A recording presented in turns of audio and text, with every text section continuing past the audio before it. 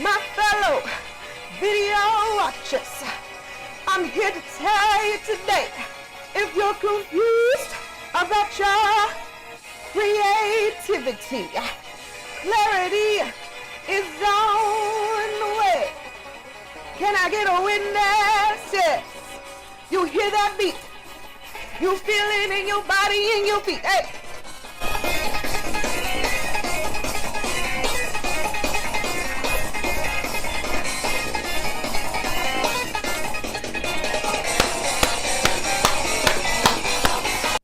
That praise break was brought to you by 20 years of being in the Baptist Church. Hello, hello, hello. This is Christina Black and back again from thenewquo.com, the place for organizations and people like you who are flipping the status quo with a story. And this video is inspired by a documentary I saw recently called Amazing Grace about Aretha Franklin's iconic gospel album that she recorded live in a church in LA in 1972.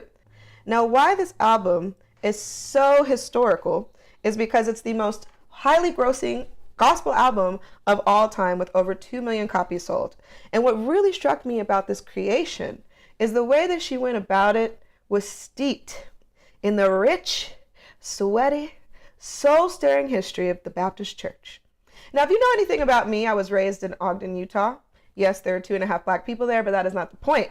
When I was growing up, we went to Baptist church every single week, probably more so as a community experiment, being able to fellowship with people who look like us in an environment where there weren't that many people who were of our background or of our culture. And I have to tell you, the Baptist Church has a very interesting and rich history with the African American community, particularly people who've had slave descendants in the United States. And it's a complicated history as well as a very stirring and enriched one.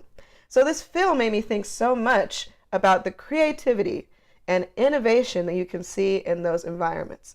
It was my first experience in the Black Baptist Church of being able to innovate, improv, be able to collaborate with people. It all came through the church, singing in the gospel choir, and creating music very similarly to what Aretha Franklin did, although not at the same level by any means, baby. No, definitely not. But essentially, there's something that anybody of any background, whether you are Christian or not, whether you are practicing religiously or not, I no longer practice, but I still have a very strong spiritual foundation, doesn't matter. There is something there that anybody can take to learn how to quickly improve their creativity. And there are 3 specific reasons why. So the first is, if you want to improve your creativity, the environment matters.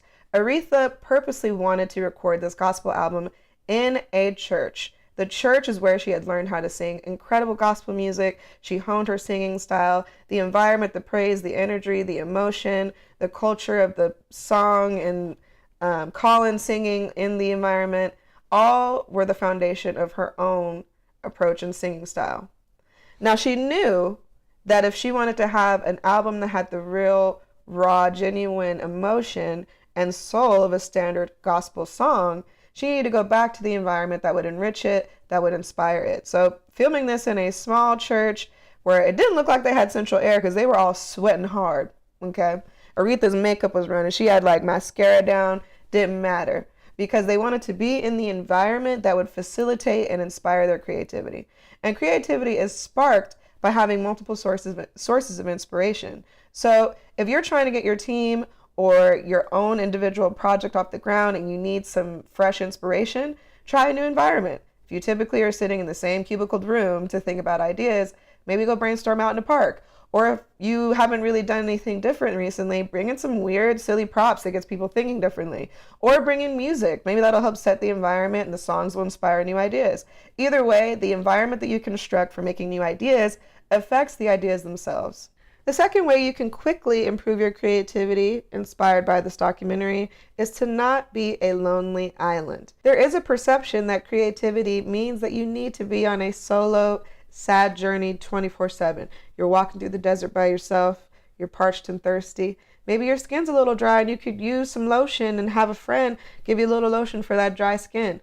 Creativity doesn't need to be this solo desert journey. Sometimes you do need to have time by yourself to do research, to hone your ideas, but at some point you need to collaborate with other people to be able to get to 2 different types of thinking that improves creativity.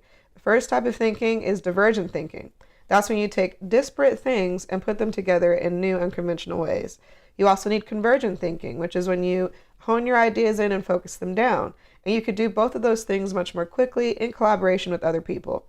Now, Aretha Franklin, while she was recording this incredible album in front of a live church audience, had so many people involved, from the technicians, the sound engineers, the actual filmmakers, the people who were in the choir that were singing behind her and backing her on her songs, the musicians, the live organists, the people who were playing drums and guitars. There was an entire team and production behind her to create such an iconic piece of work. She didn't do this on her own. She wasn't just playing the drums. She plays piano. She did play piano, but she wasn't doing everything by herself. And that is why collaborating with other people is so important.